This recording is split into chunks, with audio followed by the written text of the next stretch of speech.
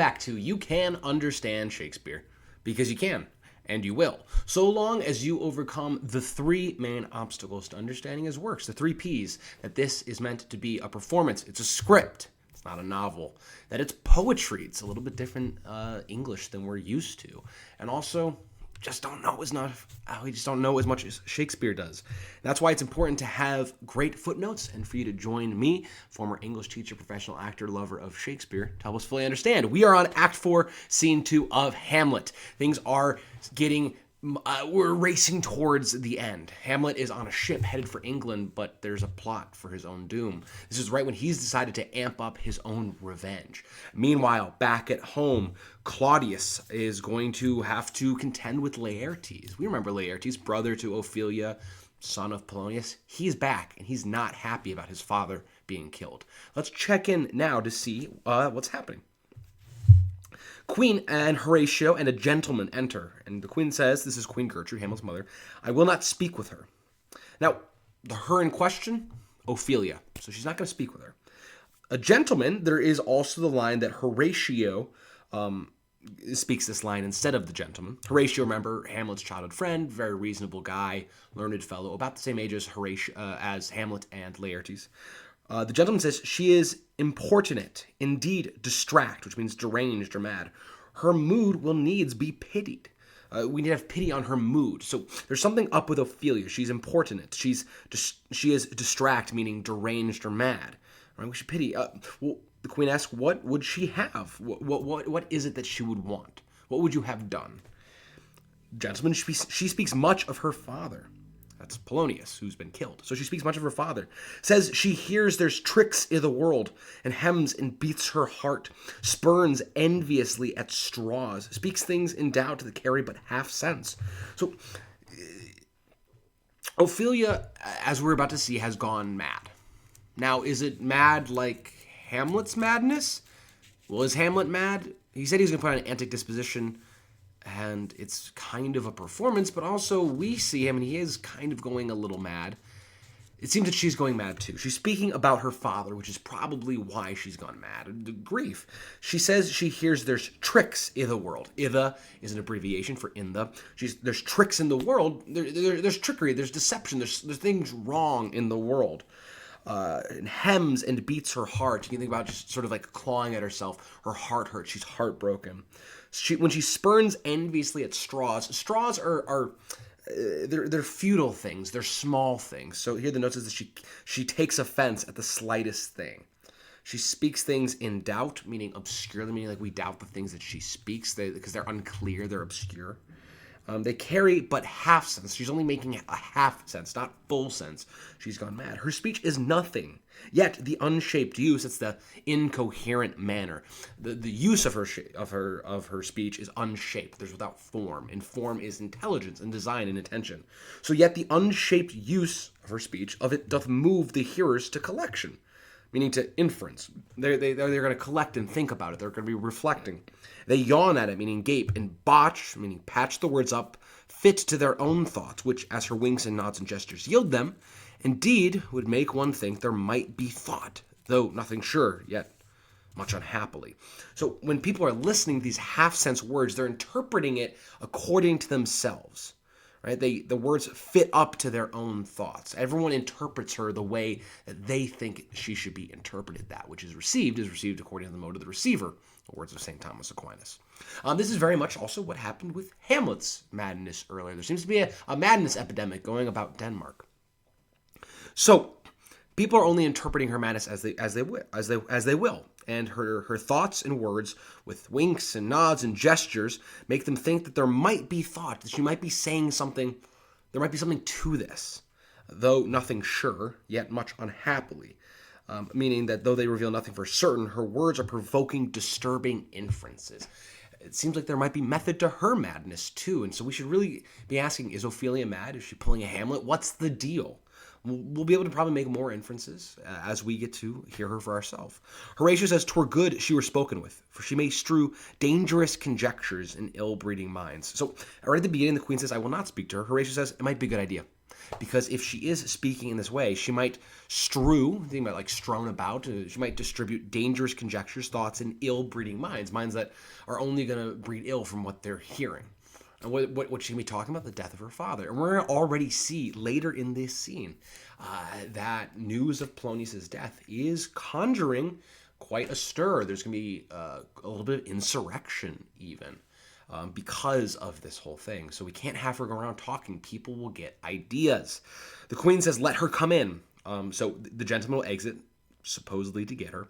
And the queen has an aside, so we get to hear her private thoughts. And she says, to my sick soul, as sin's true nature is, each toy, a toy is a triviality, something you just play with. Each toy seems prologue to some great amiss. And an amiss is something that is amiss. It is a calamity. So every small thing seems like it's just an introduction to something that's calamitous. So full of artless jealousy.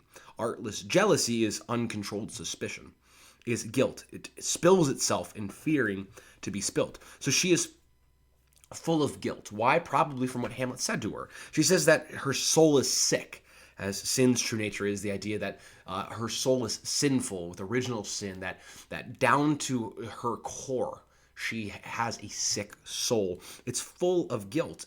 And this guilt is making every small thing seem like it could be a gigantic thing, like it could be her fault. She has a great comment on guilt, that guilt is so afraid of being spilled that it spills itself out. It's sort of like somebody who doesn't want to get caught being so jumpy that you're like, yo, you're nervous about something, and you find it out because it's so nervous about being caught. So that the queen is not a good spot. She is feeling very guilty. Ophelia enters. Where is the beauteous majesty of Denmark? Asking just where's the beauteous majesty? Now this could be the queen, or it could be Claudius. We'll be speaking about either one. The queen asks, how now? Ophelia, which just means what's this? And Ophelia's gonna be singing classic mad. If anyone's singing, they're mad. Not necessarily the case, but there is something to this. Now she's singing, how should I your true love know from another one?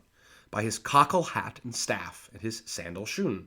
So a cockle hat and these sandals. This is a song about a pilgrim on the Compostela de Santiago, the Camino. The Camino to there. The symbol of the Camino is a shell, a cockle, right? And you'd carry a shell with you. Like you can have it on your staff, you can have it on your hat, you can hang it from your bag or as a necklace. It's the symbol because there's lots of different paths all leading across Spain to Santiago de Compostela. All right, and so how can I distinguish them? It's that they are going to be looking like a pilgrim on the way to St. James's Shrine, Santiago. So that's how he's going to distinguish this. Now, it seems mad. It seems out of nowhere. But see what she's talking about. She's asking, how should I know your true love? How should I know your true love from one another? Also, now it's a little, if she's talking to the queen, how should I know your true love from one to another? Interesting how she's sort of playing on the queen having two lovers. Maybe her madness is that she's just finally stopped acting polite. Maybe she's feigning madness so she can say things that she wasn't able to say before. Who knows? If it's the latter, perhaps she actually was a pretty good match for Hamlet since he had the exact same idea. The queen asks, alas, sweet lady, what imports this song? And you can think of imports as like importance. Like what is the importance? What is the meaning of this song? Ophelia says, say you, like so you this is what you say. Now, nay, pray you mark, meaning listen. He is dead and gone, lady. He is dead and gone. At his head a grass green turf, at his heels a stone. What is going on in Ophelia's life that probably refers to this? Probably Polonius. Probably she's heartbroken about Polonius. She's going to be going through all these different themes with all of her different trials about her father, about Hamlet. Because think about how much Ophelia's been abused by Hamlet throughout this play. Probably by also what's happening in the court at large. There's something rotten in the state of Denmark. And Ophelia is processing all of this. She cries, oh, oh. The queen says, nay, but Ophelia, so she's trying to speak to her, and Ophelia says, pray you, mark. Pray means like, please, mark, listen. Saying, white his shroud as the mountain snow. There again, probably speaking about Polonius, like a funeral shroud, right? It's white as mountain snow. This probably has just some type of purity, but the song gets cut short as the king, Claudius, enters. Alas, look here, my lord, look at Ophelia. Ophelia sings, larded, which means garnished, all with sweet flowers, which bewept to the ground, did not go with true love showers. So apparently this song did not have the word not. So it'd be ladled all with sweet flowers, which bewept to the ground did go with true love flowers. She adds not, so changes it to fit the circumstances of Polonius's death. All right, with true love showers, the showers of true love is the rain from eyes, tears. And the king asks, "How do you, pretty lady?" So how are you doing? Well, good dild you, which means God yield, God reward you. They say the owl was a baker's daughter. This is in reference to a folktale where Jesus visits this. I'm just taking this straight from the text because I didn't know this. Jesus visits a baker's shop asking for bread. The shop's mistress puts a generous piece in the oven, but is reprimanded by her daughter.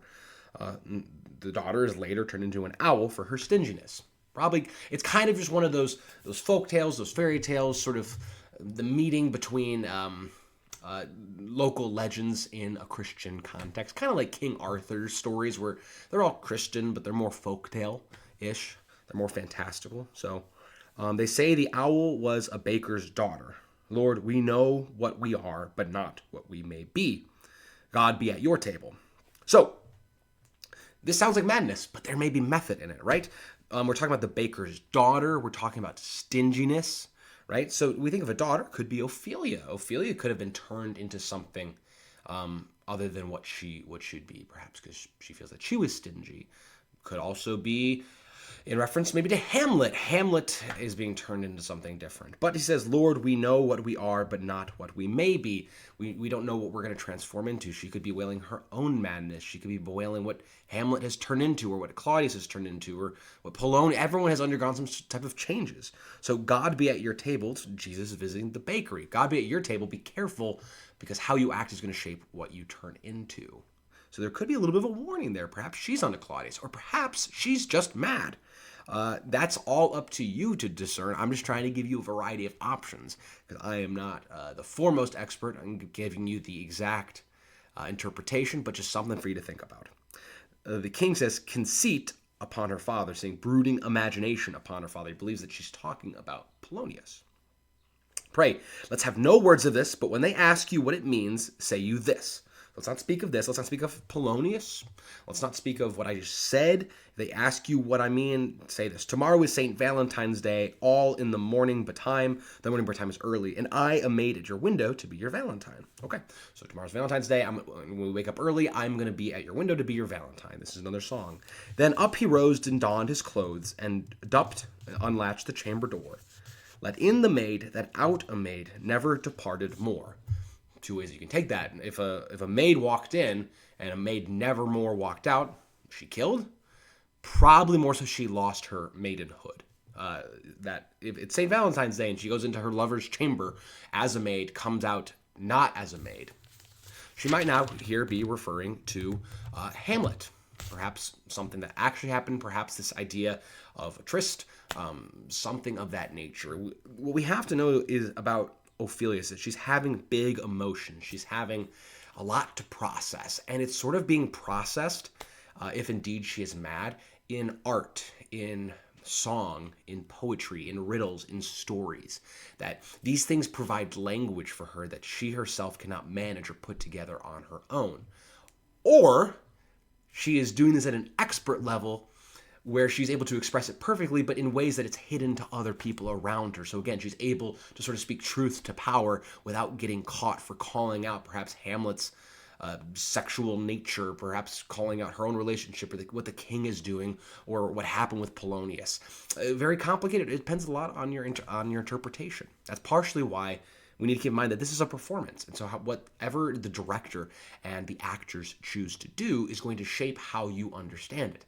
And that's also why there's so much ambiguity when you are going through this. Now, you can get your own theories, and I encourage you to do so. It's, talking about Ophelia's madness, great idea for an essay, great idea for a project or a debate, or just your class in general, or for an actor or a director to deeply unpack. So really pay a lot of attention to Ophelia. She's a complicated character.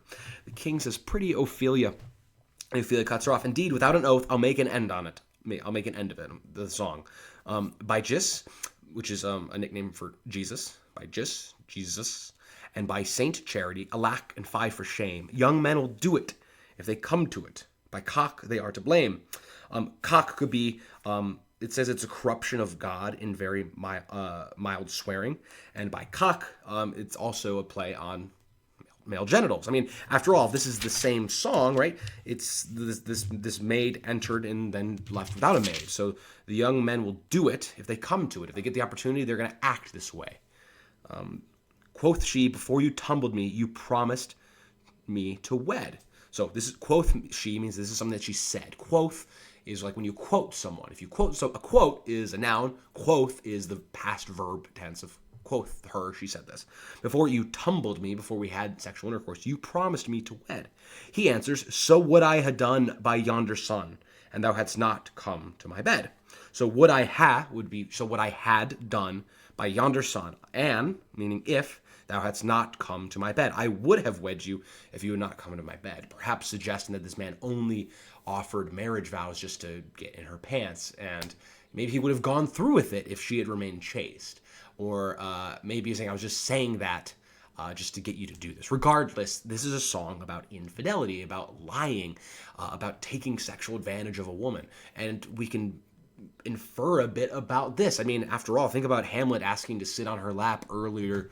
A lot of this is her talking about sex, but we also know who else is having sex in this play, and that's Queen Gertrude and King Claudius. Does she know about this? How does she feel about this? This language can be applied to a lot of different things. The king asked, how long hath she been like this?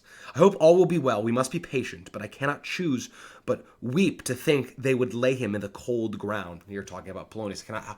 We must be patient. I hope all will be well. It hurts her to think about Polonius being married in the cold ground. My brother shall know of it, Laertes. And so I thank you for your good counsel. Come, my coach. Like calling for a coach for her to ride away. Good night, ladies. Good night, sweet ladies. Good night, good night. And she leaves. The king asks Horatio, follow her close. Give her good watch, I pray you. Great. So Horatio exits, which lets us know that he said that to Horatio. Horatio trusted, apparently not by Hamlet, but by everyone. So he's going to watch her and keep an eye on her. And the king is now going to be speaking, perhaps to himself, to the queen, I think to the queen. Oh, this is the poison of deep grief. So this madness is a poison from her deep grief. It springs all from her father's death. And now behold, oh Gertrude, Gertrude, when sorrows come, they come not single spies, but in battalions. Right? You can think of this as like misery loves company. This idea of if you have one misery, more misery will accompany it. Now, there's also other meanings for that, right? Like miserable people like being with miserable people, this type of thing. But here, it's that sorrows, they don't come in single spies, single scouts. A scout, something that goes ahead of an army, one at a time, but rather a whole battalion, a whole group of soldiers. So he says, here's all the sorrows that are causing her grief. First, her father slain. Next, your son gone, Hamlet. And he, most violent author of his own just removed. So he, Hamlet, is the most violent author of his own just removed. He is the one who has committed the murder of Polonius. He is the author of this action. An author is a creator of events, of circumstances. He's the violent one because he is attacked.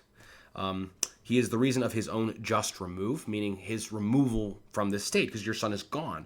And it was just that he is removed. And his violent actions are why it has happened. So he's kind of gotten what he had coming, but still it's sad that he's gone, especially to Ophelia, who had this complicated relationship. And he says, in addition to that, the people muddied, confused, thick and unwholesome in thoughts and whispers for good Polonius's death. So the people, the crowds of Denmark, they are muddied. They're confused. They're spreading rumors about Polonius's death. So it seems like the poison, the rottenness in the core, the capital of Denmark, is now spreading out.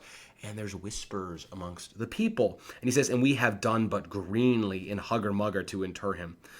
Greenly means like naively, poorly, young, inexperiencedly. Like we have done greenly in hugger-mugger, secrecy, to inter him. We were naive and we were bad at discreetly interring his remains, burying him. We did not do a good job of hiding it. Poor Ophelia, divided from herself and her fair judgment, meaning she's mad. If I am here but I am not here, right? If someone is sort of not all there, we're referring to them being a little absent in their head. And so Ophelia is divided from herself. She's divided, kept away from her fair judgment. She's lost her sense. Without the witch, without fair judgment, we are pictures or mere beasts. So we are just like pictures to her. We're just like animals to her. She can't understand us because she's divided from her fair judgment. Last, and as much containing, meaning and as important as all these, her brother is in secret come from France. So Laertes has secretly returned from France. We saw him leave all the way back in Act 1 to go to France. Remember Polonius sent some people to go spy on him? He says, last of all, and just as importantly as all this, her brother is secretly back, feeds on this wonder, keeps himself in clouds, and wants not buzzers to infect his ear. So when he feeds on this wonder, he feeds on the wonder of the death of his father. Right? He keeps himself in clouds, meaning you can't see what he's up to. His intentions are obscure. And he wants not buzzers, meaning if he wants not, it means that he has it. If I want for nothing means I have everything I need. He wants not specifically buzzers. Buzzers, think like mosquitoes or flies. They're scandal mongers is the word that it has here. To infect his ear with pestilent speeches of his father's death. Remember, he just said that the people are muddied and they're thick and unwholesome in thoughts and whispers. So apparently the crowds are whispering rumors of Polonius' death to Laertes. That's not good for Claudius. Wherein necessity of matter beggared will nothing stick our person to arraign in ear and ear. Meaning in which affair, because they have no real information and need to give some account, they will not hesitate whisper accusations against us, against the king. Because this is not good. This is going to get pinned on me. That's not good. He's, oh, my dear Gertrude, this, like to a murdering piece in many places, give me superfluous death. A murderous piece is a small cannon that fires shrapnel. And if it's shrapnel, you get hit in many places. So he says all of this happening right now, everything that's happened, whether it's Polonius' death, Hamlet being removed, the people getting unsettled, Laertes hearing that we had something to do with his father's death, all of these together, like shrapnel, which on their own, you can get a little bit of shrapnel so long as it's not in a grievous spot and still survive. But if I'm getting shot all over, this is going to kill me. And what started off as perhaps being sorrowful for Ophelia, it turns out that it's really concerned for himself. There's a noise within. Alack, what noise is this? And the king says, attend! Where is my Switzers? Switzers would have Swiss mercenaries employed as royal bodyguards, right? You can think of this even like the Pope, even still today, has the Swiss Guard. This comes back from the tradition of Swiss mercenaries that are bodyguards, excellent fighters. So this noise should be enough to frighten them and say, attend, come to me. Where are my Switzers? Where are my guards? Let them guard the door. A messenger enters and he asks, what is the matter? Save yourself, my lord. Okay, so apparently he shouldn't have cause for fear. The ocean, overpeering of his list, meaning raising over its boundary at the shore, so the ocean is rising, eats not the flats with more impetuous haste than young Laertes in a riotous head o'erbears your officers. So this is a poetic comparison. Laertes in a riotous head, meaning a tidal wave, an insurrectionist overbearing the officers, anyone trying to stop him. He is overcoming them. It's like an ocean that's rising up and eats not the flats, meaning a low-lying countryside. So just as the ocean sort of floods over everything and nothing can stop it, Laertes has risen and is overcoming your officers. The rabble, meaning the common people, call him Lord. And as the world were now but to begin, antiquity forgot, custom not known, meaning it's as if the world had only just started. We forgot antiquity, forgot everything that came before us. Custom, what's customary, the things that we do is not known. It's like everything that we do to arrange our society has been thrown out the window because they call him Lord. The ratifiers and props of every word. It's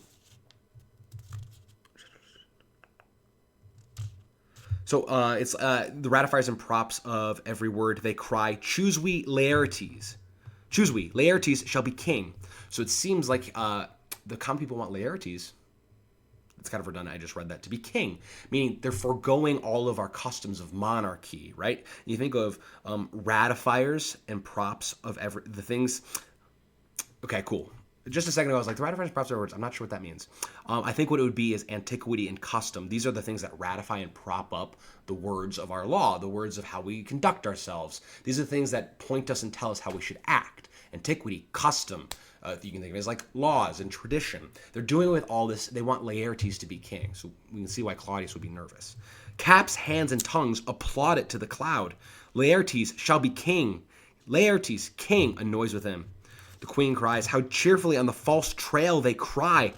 Oh, this is counter, you false Danish dogs. She is referencing like a hunting trail. It's as if they're running after the wrong scent. Oh, how cheerfully they're happy on a false trail. They're not tracking the right criminal, Hamlet. They're tracking Claudius. Oh, this is counter, meaning this is following you're going in the wrong direction. Counter to where you should be going, you false Danish dogs. The dog part is like you're on the wrong track. They're the sniffing, like you have a bloodhound and they're tracking the wrong smell. The doors are broke, and that is Laertes enters with followers. Where is this king? Sirs, stand you all without. So that's to his followers. So go wait outside. No, let's come in. I pray you give me leave. We will. So he has them go out. I thank you, keep the door, means guard it. So they have broke into the castle. These people want him to be king. He has them wait outside. Probably smart. Oh, thou vile king, give me my father. And the queen physically restrains him. Calmly, good Laertes, meaning calm down. Laertes, that drop of blood that's calm proclaims me bastard, cries cuckold to my father, brands the harlot even here between the chaste unsmirched brow of my true mother. So, she wants him to be calm, and he says that if there's a drop of blood in me, it's an insult to me and my whole family. If there's a drop of calm blood in me, then that blood speaks out against me with the dishonor of calling me a bastard, someone conceived outside of wedlock, of crying cuckold to my father. Cuckold is a man whose wife is unfaithful to him. It's a great dishonor. Shakespeare talks about it all the time. People in Shakespeare's time were so concerned about unfaithful wives. And it brands the harlot, brands the word harlot here between the chaste, unsmirched brow of my true mother. So if there's one drop of blood in me that's calm, I'm a bastard, my father's a cuckold, and my mother's a harlot. Meaning it's a giant dishonor for him to have any calmness. And he's actually quite like Hamlet in this, because Hamlet, just in the last scene, was talking about he has such reason to act, and he's sort of betraying himself and his father by not getting revenge. Laertes, very similar. In fact, probably an assignment in your English class is to consider how Laertes and Hamlet are foils.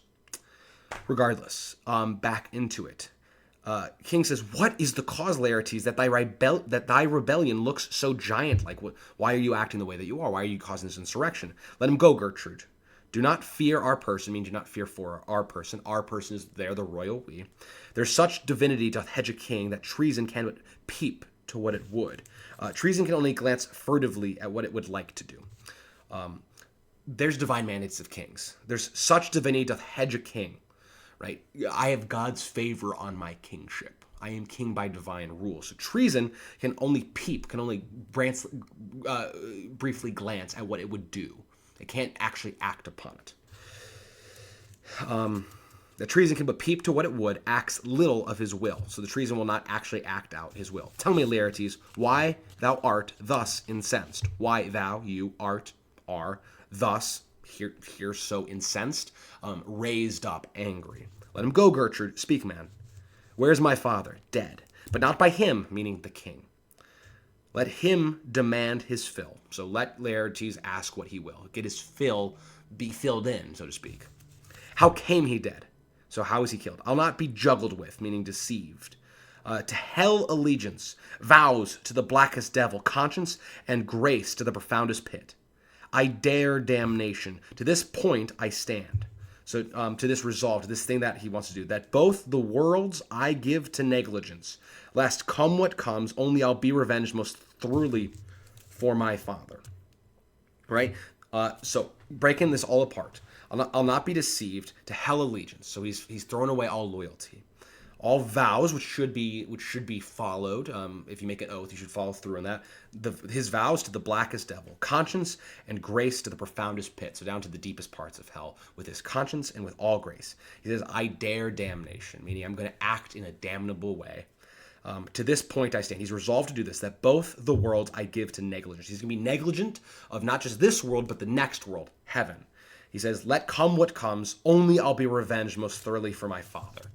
All right? No matter what happens to me, whether I'm damned for it, whether I throw aside all goodness, I am going to revenge my father. Again, sound a little bit like Hamlet, or maybe the man that Hamlet wants to be. You have to wonder if their positions were reversed and Laertes had been visited by the ghost of his father. Claudius would probably be dead right now. But it was Hamlet who needed a lot more time to think and work himself up. So Laertes is mad, and he seems to think that the king has something to do with it. Great. So the king says, who shall stay you, meaning prevent you? Who's going to stop you from this? My will, not all the world's. And for my means, I'll husband them so well, they shall go far with little. So what shall prevent you? Only my will. Only my will could prevent me, not all the world's. All the world could not prevent me from getting my revenge. For the means of getting my revenge, I'll husband them well. Think of husbandry like helping give birth to a cow, right? Like farm husbandry. I'll husband the means well, so well they shall go far with little, meaning with what little resources I have, I will make my means of revenge go super far. So he's gonna be very effective in his revenge. Good Laertes, if you desire to know the certainty of your dear father, is it writ in your revenge that sweepstake you will draw both friend and foe, winner and loser? So, if you desire to know the certainty of your dear father, that is his death, if you want to know certainly how he died, is it writ in your revenge? Is it writ, meaning like, is it written down in your revenge? Is it proper to your revenge that sweepstake, meaning indiscriminately, you will draw both friend and foe? Draw means like, think like draw out some water. You will take out or take from both friend and foe, winner and loser. Are you going to attack everyone? He says none, but his enemies. He says no. Are you going to get revenge on all of it, on everyone, his friends as well as his foes? Nope, just his enemies. That's who I want revenge on. Great. Will you know them then? Will you know who they are? Meaning, would you like me to tell you who his enemies are? To his good friends, thus wide I'll ope my arms. I'll embrace them, I'll hug them. And like the kind life-rendering pelican, repass them with my blood. This comes from an ancient sort of folk tale that it was believed that a mother pelican would pierce her own breast and let her children feed on her blood in order to sustain them. As a result, you might see in some Catholic churches like a pelican as a symbol of Christ. Pierced through the side, drinking the blood to give life, these types of things. So he says to his friends, I'll embrace them and I will give them my own blood, my own life, because he wants revenge for his father. So his father's friends, he's cool with. He wants to take out the enemies. Why, now you speak like a good child and a true gentleman, that I am guiltless of your father's death, and am most sensibly in grief for it. It shall as level to your judgment peer as day does to your eye. So, I am guiltless of your father's death. I'm innocent. And I am most sensibly in grief for it. It makes sense that I am in grief. And I am most in common sense. I am most sympathetic to you. I'm grieving as well as you. This fact shall, as level to your judgment appear. Level is direct, right? You will very plainly, if something's level, you can pass over it easily, right? It's not crooked. It's not hard. You don't have to go uphill. So it will be level to your judgment as day is to your eye, meaning you can see very clearly. You will see very clearly that I'm innocent and I grieve. There's a noise within, and Ophelia is heard singing. Now the king says, let her come in. So perhaps there's a little bit more manipulation here. He knows that Laertes is mad. He knows that Hamlet has killed Polonius. What else can he do to make Laertes know that he's innocent and Hamlet is guilty? Probably bring in the girl that Hamlet has been messing with, who's kind of driven her mad, and heap more on top of him. Someone in his distraught state, and not only losing a father, but kind of losing his sister in some regard. He can totally get the blame off of himself. Claudius, despite feeling a little guilty and at one point wanting to ask for forgiveness, is still crafty. So Laertes says, how now? What noise is that? Enter Ophelia. As he sees that she has gone mad. Oh, heat, dry up my brains. Tears, 7 times salt burn out the sense and virtue of mine eye.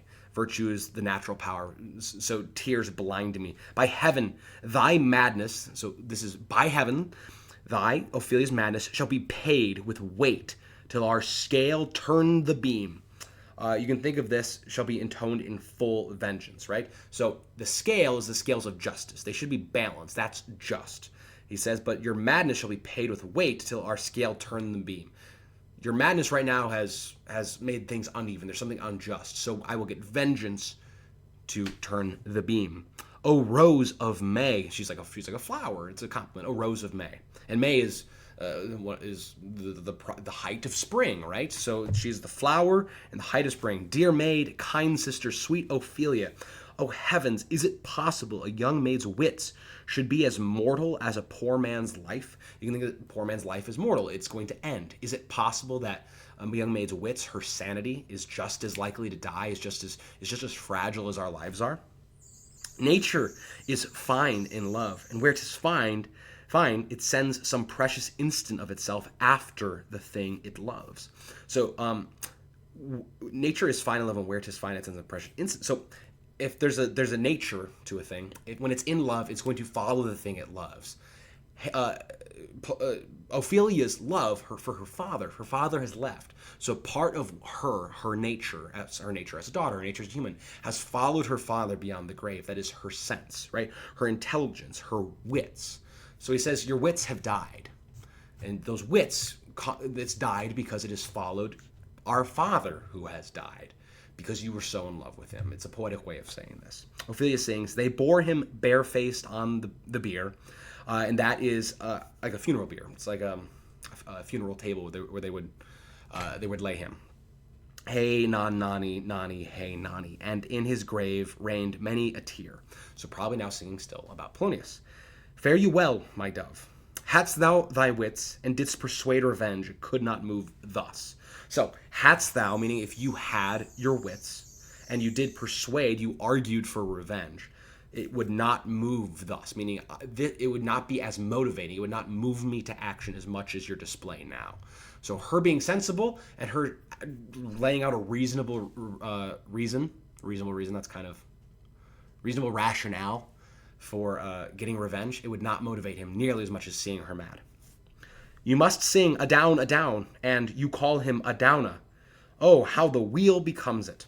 There it's referring to a musical wheel, where you'd start something, and as you get a little bit through, next people will start delayed, and so you sing in a round. So a down resembles the refrain of ballads from the period. So you must sing a down, and you call him a down, and then the wheel. So she's trying to kind of get them all to sing in a chorus. It is the false steward that stole his master's daughter. Here it says that the tale is unknown. So just as earlier she was talking about how the baker's daughter was turned into an owl, and it was reference to a folktale. Here she's referencing a false steward that steals his master's daughter. We don't know what that folktale is, but we can kind of infer a little bit, right? A false steward stole his master's daughter. There probably we're talking about master's daughter, father, daughter. We're talking about false lovers, Hamlet, Ophelia. These are the things that she's processing. Laertes says, this nothing's more than matter, meaning this nonsense signifies more than coherent speech. Well, they just know that Ophelia is not making less sense. It's almost like she's making too much sense, if that makes sense. Rather, art says a picture is worth 1,000 words. So rather than saying the words, she is saying 1,000 words all at once. And they know, like they said earlier, she's saying something. There's something to this. If you hear a little screeching, there's a car outside or something doing anything. Whereas just before she's been trying to get them to sing, now she's handing out flowers. There's rosemary. That's for remembrance. So she probably handed someone rosemary. Rosemary is a flower of remembrance. Pray you, love, remember. And there's pansies. That's for thoughts. So she distributes them to Laertes, Gertrude, and Claudius. I hope that's not too distracting. There's remembrance, pansies, and pansies are for thoughts, like thoughts and prayers, right? A document in madness, thoughts and remembrance fitted. So a document is an object lesson. So this is a lesson in madness. There's thoughts and there's remembrances. They're fitted in. There's fennel for you and columbines, right? Columbines are associated with ingratitude or marital infidelity, and fennel with flattery. So it's interesting here where it makes sense why she'd distribute rosemary and why she'd do pansies, remembrances and thoughts. That makes sense for Polonius. But now she's distributing columbines, marital infidelity, ingratitude, especially directing that towards Gertrude. That's a little. Is she onto her? What might that possibly mean? Same with fennel. At court, flattery, lies, puffing people up. That's for everything. So now she's addressing what's going on at court. There may be method to madness. There's this nothing's more than matter. So he says, we may call it herb of grace a Sundays. You may wear your rue with a difference.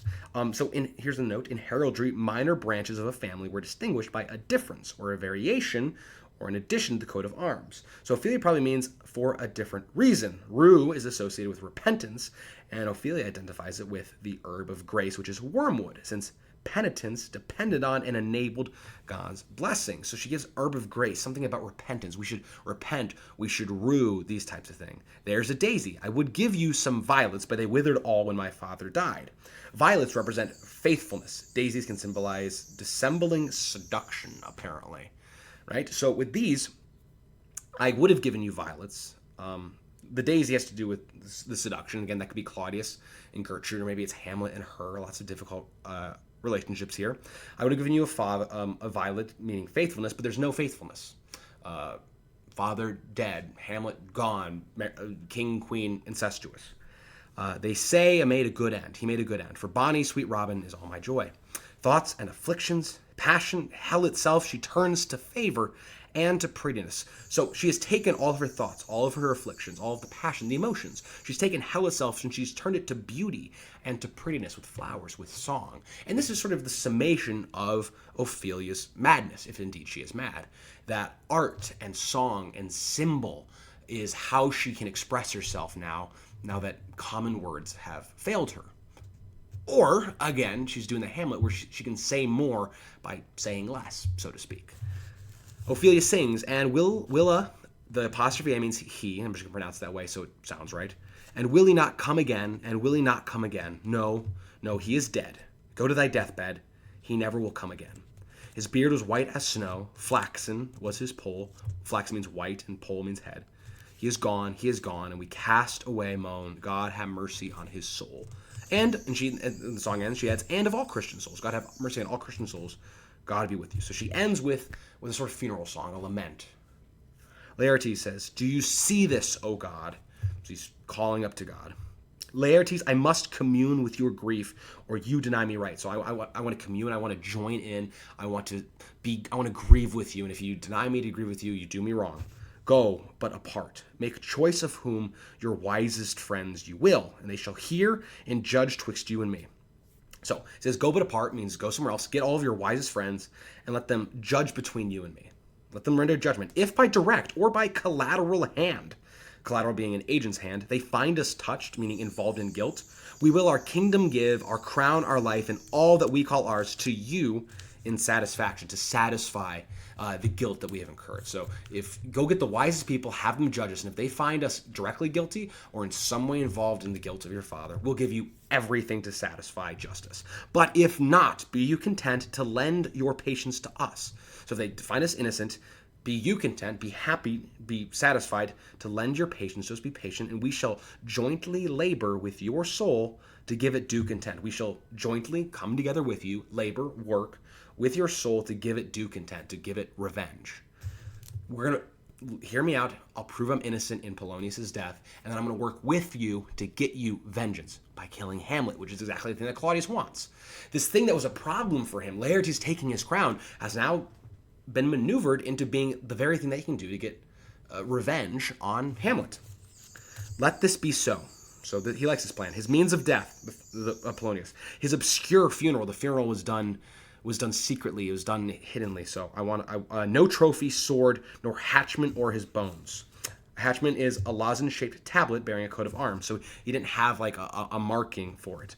No noble right nor formal ostentation, which is a right of grief. Cry to be heard as 'twere from heaven to earth, that I must call it in question. I must demand an explanation of all of these things. Why was this done? The king says, so you shall. And where the offense is, let the great axe fall. So wherever the offense is for all this stuff, let the axe fall, let justice be done. I pray you, go with me. And they all leave. Now, that's the end of Act 4, Scene 2. Laertes is back. Claudius is manipulating him, getting him over to his side. Laertes is going to learn that it's Hamlet. Hamlet is the one who killed his father, so he's gained another powerful enemy, someone who is quick to revenge, unlike him, and who's going to act on it, unlike him. They're foils. Now, you may be thinking, isn't Hamlet, isn't he in trouble? Isn't he getting on a ship where he's going to get killed? Well, we're going to find out why this backup plan that Claudius is making actually is probably a pretty good idea for him to make, at least. In the next scene, it's going to be a really short one next time, Act 4, Scene 3. We'll see you then.